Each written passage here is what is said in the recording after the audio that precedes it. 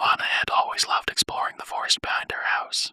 The rustling leaves, the sound of the brook, the sweet smell of wildflowers, all of it was magical to her.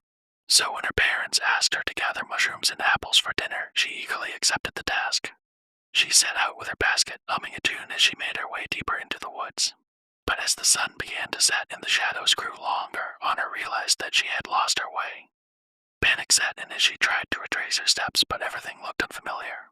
The trees seemed to loom over her, their branches twisted and gnarled like the claws of some ancient monster. The brook that had once sounded so peaceful now seemed to murmur with a sinister voice. As the darkness deepened, Anna's fear grew.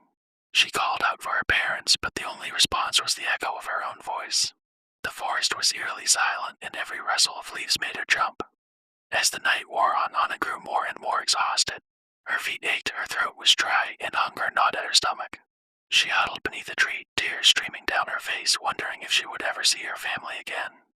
Suddenly, she heard a sound in the distance, a faint rustling of leaves. It grew louder and louder until she saw a figure emerging from the darkness. It was her father carrying a lantern.